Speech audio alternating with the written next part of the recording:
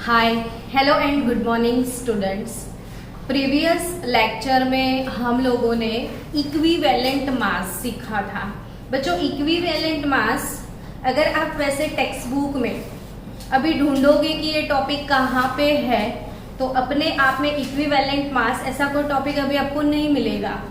लेकिन जैसे जैसे आप आगे मूल कंसेप्ट पढ़ोगे तब आपको पता चलेगा कि इक्विवेलेंट मास कितना इम्पोर्टेंट है ना। तो अभी मैंने जो भी लेक्चर दिया है इक्विवेलेंट मास पे वो सिर्फ मैंने एसिड के लिए सिखाया था, यस और नॉट, है ना। तो इक्विवेलेंट मास आज कंटिन्यू करते हैं। इसके बाद वाला लेक्चर है वो भी इक्विवेलेंट मास पे ही है आज। Equivalent mass for acid. चलो आप फॉर्मूला रिपीट करो। तो बच्चों क्या था इक्विवेलेंट मास एसिड के लिए, कैसे कैलकुलेट किया था, फॉर्मूला बताओ। Yes, equivalent mass is nothing but molar mass upon क्या था, upon equivalent mass, upon equivalent mass, basicity of what, basicity of acid.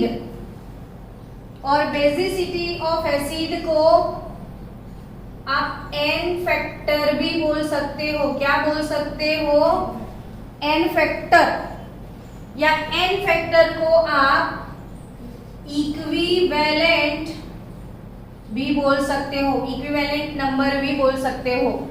यानी डिफरेंट बुक्स आप पढ़ोगे, डिफरेंट वर्ड्स आपके लिए आएंगे, तब आप सोचोगे कि ये क्या है। तो ये सारे एक दूसरे के सिनोनिम है और कुछ नहीं है, ठीक है। तो एसिड के लिए क्या लिखना है, बेसिसिटी ऑफ एसिड, यानी एसिड को क्या होता है, बेसिसिटी होता है। तो बेसिसिटी का डेफिनेशन याद है क्या सबको? बेसिसिटी मतलब क्या था, number of replaceable H plus ion. मतलब सीधा सीधा ये हुआ बच्चों कि एसिड जो है वो H प्लस रिप्लेस करता है, ठीक है। एसिड क्या रिप्लेस करता है, H प्लस। अब स्टूडेंट बेस क्या रिप्लेस करेगा? अगर एसिड H प्लस रिप्लेस करता है तो बेस क्या रिप्लेस करेगा, बेस OH माइनस। ओके, तो फॉर बेस आपको क्या लगता है इक्विवेलेंट मास का फॉर्मूला? आप अपने आप से बताओ ना बच्चों मेरे को। Molar mass upon acidity, molar mass upon acidity of what, base. और इसको क्या बोल सकते हो, एन फैक्टर। और इसको क्या बोल सकते हो, इक्विवेलेंट नंबर। तो एसिड के लिए बेसिसिटी होता है ना, और बेस के लिए क्या होता है, एसिडिटी। अच्छे से समझ आ रहा है? हमें कोई जल्दी नहीं है। वैसे इक्विवेलेंट मास पे मैंने 1 आवर का एक वीडियो भेजा था, लेकिन उसी वीडियो को हम अब कट कर करके उसके छोटे छोटे वीडियो बना रहे हैं ताकि वो प्रॉपरली समझ आए, है ना। तो एसिडिटी क्या होता है, number of replaceable OH minus ion. चलो students, for base it is acidity. अब आपको कभी क्वेश्चन हुआ कि एसिड के लिए बेसिसिटी क्यों, बेस के लिए एसिडिटी क्यों? एनीवन इन द क्लास बच्चों, एसिड के लिए क्यों बेसिसिटी, बेस के लिए क्यों एसिडिटी, ऐसा कुछ? मैम क्योंकि दोनों एक दूसरे को न्यूट्रलाइज करते हैं। Very good answer. क्योंकि दोनों एक दूसरे को क्या करते हैं, न्यूट्रलाइज करते हैं। दोनों एक दूसरे को क्या करते हैं, न्यूट्रलाइज करते हैं। तो ध्यान से समझो, इक्विवेलेंट मास ही नहीं पढ़ाना है, सिर्फ उसके साथ साथ छोटी छोटी बातें, केमिस्ट्री की छोटे छोटे कंसेप्ट जो हमेशा आपके साथ रहने चाहिए, मैं वो सिखाने के लिए जा रही हूँ कि एसिड और बेस। चलो, आपका कोई फेवरेट एसिड है तो नाम बता दो ना फास्ट। HCl, HCl क्या है यार? H2SO4, H2SO4। HNO3। आपको एक बात बोलूं, H2SO4 जो एसिड है उसे ऑयल ऑफ विट्रियोल बोलते हैं। क्या बोलते हैं? Oil of vitriol. और इसका दूसरा नाम है किंग ऑफ केमिकल। सुना कभी आपने कि इसे किंग ऑफ केमिकल बोलते हैं? हाँ मैडम, 8वीं में पढ़ा था। है ना? तो ये किंग ऑफ केमिकल है। ऐसी कोई इंडस्ट्री नहीं है या ऐसी कोई प्रिपरेशन नहीं है जो इसके बिना हो जाए। यानी हर एक इंडस्ट्री ये यूज करती है किंग ऑफ केमिकल को। तो तभी मैं जब बोलूँ आपका फेवरेट एसिड कौन सा है, तो मुझे तो यही याद आता है, ऑयल ऑफ विट्रियोल। चलो, कोई बेस का नाम बता दो। बेस, आपके मुंह से एसिड निकलते हैं। NaOH। वाह। अब ये एसिड है ना? ये क्या है? और दोनों को मिक्स करोगे तो होगा क्या?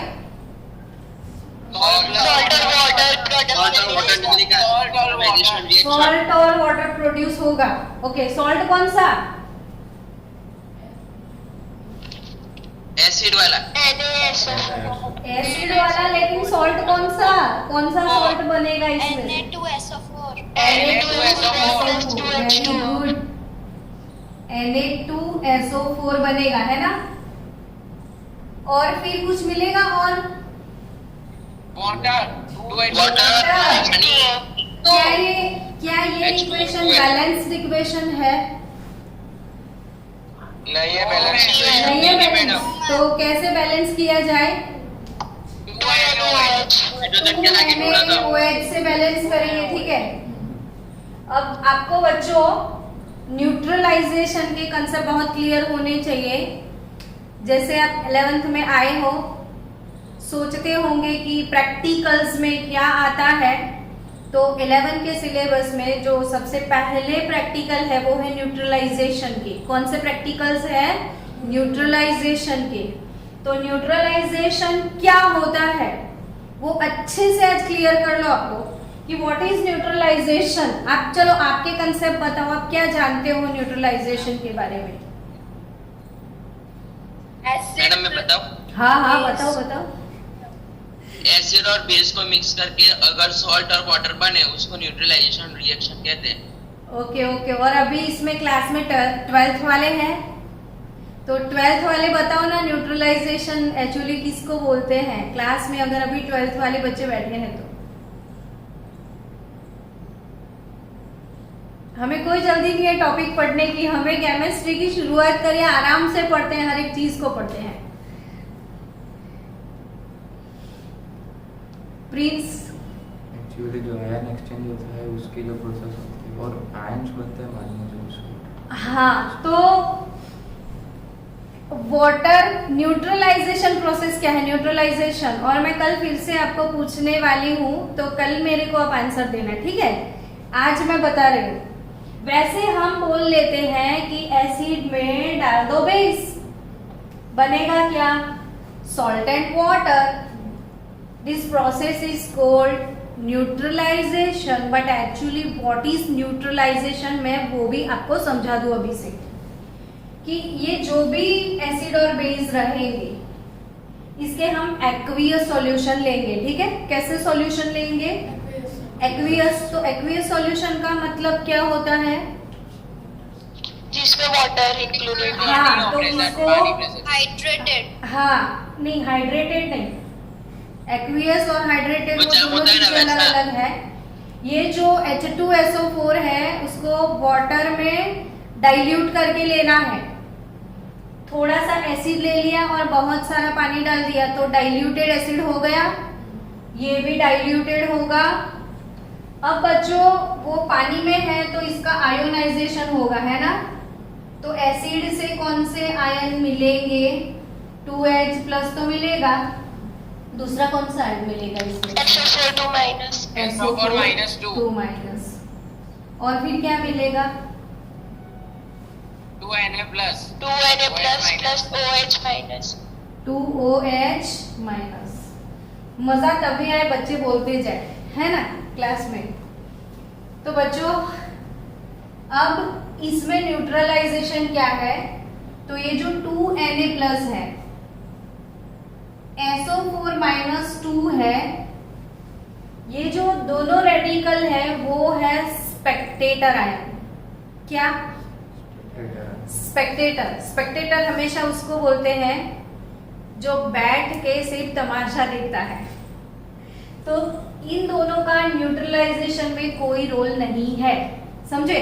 किन दोनों का? 2Na प्लस का और SO4 माइनस 2 का।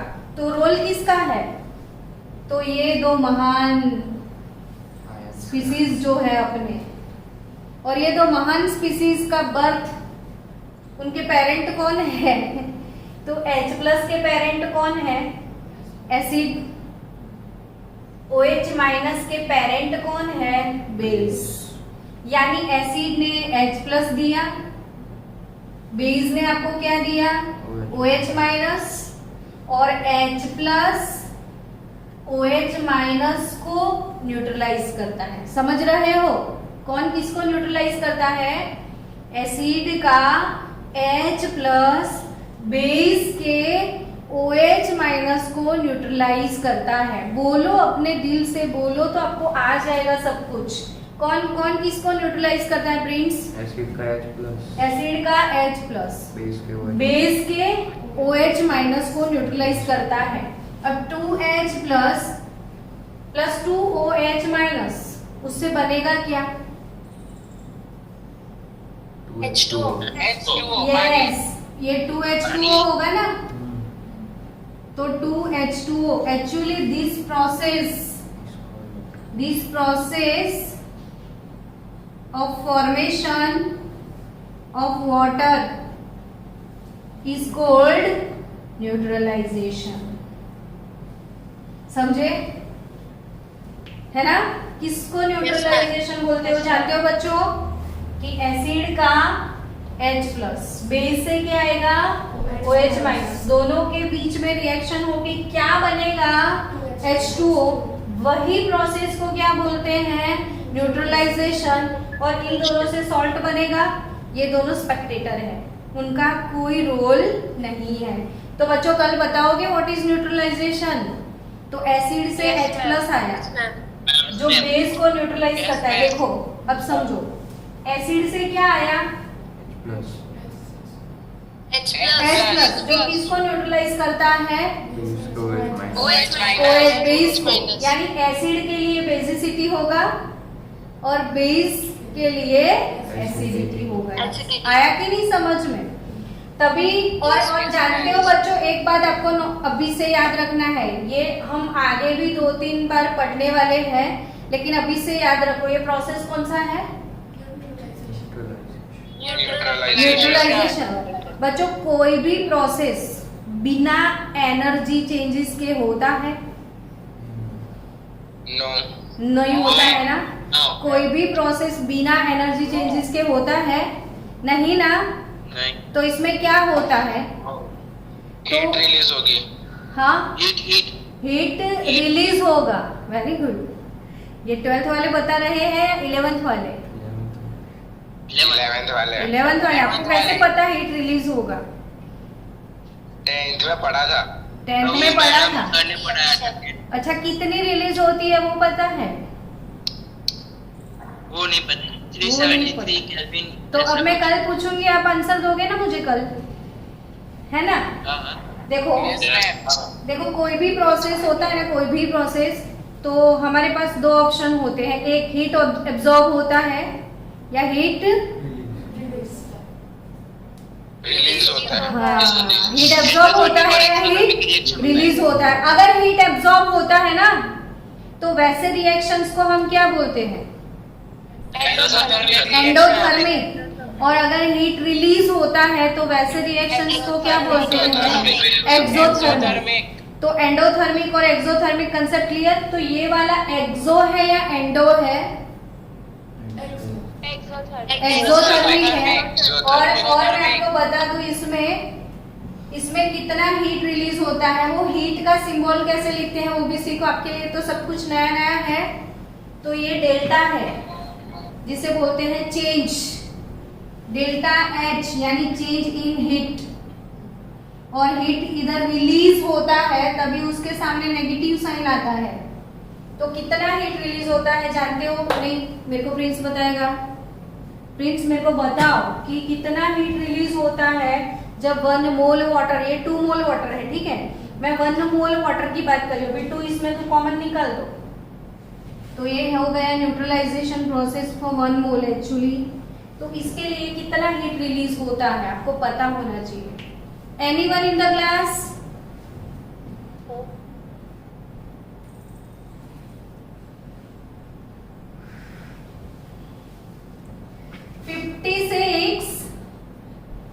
किलो जूल पर मोल कितना हीट रिलीज होता है?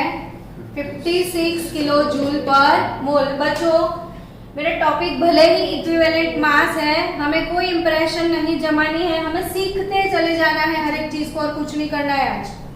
तो ये समझो कि H प्लस OH माइनस को न्यूट्रलाइज करता है तब हीट क्या होता है? रिलीज होता है। और कितना? अब लाइफ टाइम याद रखना, 1 मोल वाटर जब प्रोड्यूस होता है तो कितना हीट रिलीज होता है? 56 किलो जूल पर मोल। सब कनेक्टेड है? हेलो बच्चों, आपको याद हो गया? Answer me. चलो फिर से समझो कि H plus from acid neutralize OH minus from base and form 1 mole of water. तब हीट क्या होती है? रिलीज होती है। कितने अमाउंट में? 56। अब बच्चे पूछ रहे हैं kg क्या है? K for kilo, J for joule, ये है पर और ये है मोल। पर मोल का मतलब बच्चों 1 मोल का है ये। अगर 2 मोल होते तो 112 minus 112 तो 56 इंटू 2 करना था। 3 मोल होते तो 56 into 3. Very good. चलो अब ये है डेल्टा एच, ऐसा लिखा है, इसे बोलते हैं change in heat. That amount of heat is called heat of neutralization. इसे क्या बोलते हैं? Heat of neutralization. आपको बच्चों कैसे क्वेश्चंस आने वाले हैं मैं वो बता दूं कि ऐसे भी क्वेश्चन आएंगे कि 0.1 मोलर 25 ml H2SO4 का 30 ml 2 मोलर NaOH के साथ न्यूट्रलाइजेशन होता है तो calculate amount of heat produce during the neutralization. ऐसे क्वेश्चन आपको सॉल्व करने हैं। अब ऐसे क्वेश्चन आप तब सॉल्व करोगे जब दिल से पता हो कि व्हाट इज न्यूट्रलाइजेशन, ठीक है। तो आयोनिक इक्विलिब्रियम भी पैरेलल मैंने लिया है इस बार। तो आप आयोनिक इक्विलिब्रियम में ये चीजें हीट ऑफ न्यूट्रलाइजेशन कैसे कैलकुलेट करते हैं वो सब सीखेंगे धीरे धीरे। इसमें pH कैसे निकालते हैं वो सब चीजें। तो हमें हमारे दोनों टॉपिक एक दूसरे से रिलेटेड है, चीजें सीखते जाओ। टुडे हीट न्यूट्रलाइजेशन समझ गए ना, इसीलिए हम एसिड बेस की बात कर रहे हैं कब से कि बेस को एसिड को बेसिसिटी होती है, बेस को क्या होता है? एसिडिटी। स्टमक में एसिडिटी होती है कभी? Madam Yes, ma'am. तो वो Yes, ma'am. इसका मतलब क्या होता है? स्टमक एसिडिटी का मतलब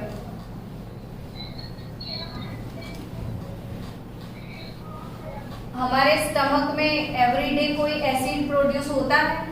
Hydrochloric acid. Hydrochloric acid. तो वो हाइड्रोक्लोरिक एसिड एक्सेस हो जाएगा, यूज नहीं होगा तो बहुत ज्यादा एसिड हो जाएगा तो स्टमक में क्या हो जाएगी? एसिडिटी। Acidity. तो आप उसको कैसे रिमूव करोगे? बेस पी लेंगे ना? हमें क्या पीना है? बेस। यानी हम इनो पिएंगे और इनो में होता है aluminium hydroxide, magnesium hydroxide base होते हैं। तो एसिड बेस को न्यूट्रलाइज कर देते हैं और स्टमक की एसिडिटी 6 सेकेंड में गायब हो जाती है। इनो 6 सेकेंड, तुरंत आराम। तो क्यों होता है वो पता चला? इट्स केमिकल लोचा। हाँ मैडम, लोचा पता चल गया। हाँ, चलो बेस की बात करें अब। बेस जैसे है NaOH, KOH, सीजियम हाइड्रोक्साइड ले लो, है ना? ऐसे बेस की बात करते हैं। दूसरे बेस है हमारे पास CaOH twice, BaOH twice, MgOH twice, ऐसे भी बेस हैं। AlOH thrice, ZrOH 4 time. तो ऐसे बेस आ सकते हैं ना? अब NaOH का आयोनाइजेशन में, इसीलिए बार बार आयोनाइजेशन सिखा रही हूँ ताकि आपका आयोनाइजेशन पे कमांड आ जाए। ये सेपरेशन केमिस्ट्री में नहीं आता है बच्चों को हमेशा, तभी बच्चे पीछे छूट जाते हैं। लिखा हो, ये कैसे लिखते हैं KOH को? K plus OH minus. इसमें इसको बोलो तो, नाम बोलो तो इसका। CS plus नहीं, नाम बोलो, नाम। cesium. Caesium, that's good. Caesium plus OH OH minus. Minus. कितने OH आपको दिख रहे हैं? One. 1। 3 तो ये तीनों बेस की एसिडिटी क्या हो गई? 1 एसिडिटी और एन फैक्टर 1। तो इन तीनों बेस को हम बोल सकते हैं Monobasic. Mono acidic base. Monobasic नहीं, मोनो एसिडिक बेस। अब तीनों के इक्विवेलेंट मास, अब फॉर एग्जांपल मैं NaOH का करवाती हूँ, दोनों के इक्विवेलेंट मास आप सॉल्व करके मुझे होमवर्क भेज देना। तो NaOH का इक्विवेलेंट मास निकालना है ना, तो पहले क्या निकालना पड़ेगा? Molar mass. सोडियम का 23 है ना, ऑक्सीजन का 16, हाइड्रोजन का 1, तो 40 ग्राम पर मोल। अब equivalent mass, molar mass by n factor, तो 40/1। तो NaOH के लिए, तो NaOH का मोलर मास, इक्विवेलेंट मास दोनों का दोनों कैसा है? सेम। चलो CaOH ट्वाइस के लिए Ca2 2OH minus, Ba2 2OH minus, Mg2 2OH minus. सबके नाम इक्विवेलेंट मास कैलकुलेट करके आप मुझे भेजोगे ताकि आपकी बहुत सारी प्रैक्टिस हो जाए इक्विवेलेंट मास के ऊपर। तो इन सब की एसिडिटी बताओ तो मुझे। 2 हो गई एसिडिटी, इन सब की एसिडिटी 2, ठीक है। तो ये कैसे है? Diacidic base. ये कैसे है? Diacidic base. Diacidic base, इसके इक्विवेलेंट मास ऐसे निकलेंगे मोलर मास बाय 2 से। अब AlOH थ्राइस का आयोनाइजेशन बोलो। Al3 plus 3OH minus. Al3 3OH minus. ये कैसा है? इसकी बेसिसिटी, सॉरी एसिडिटी कितनी है इसकी? Triacidic. 3। तो equivalent mass molar mass bye 3 हो जाएगा।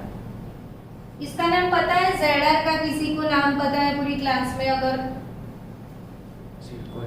Zirconium.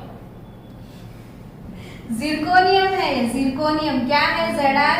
Zirconium. Periodic table prepare करो तो M/4 होगा ना इसके लिए, क्योंकि ये टेट्रा एसिडिक बेस है। क्योंकि ये कैसा बेस है?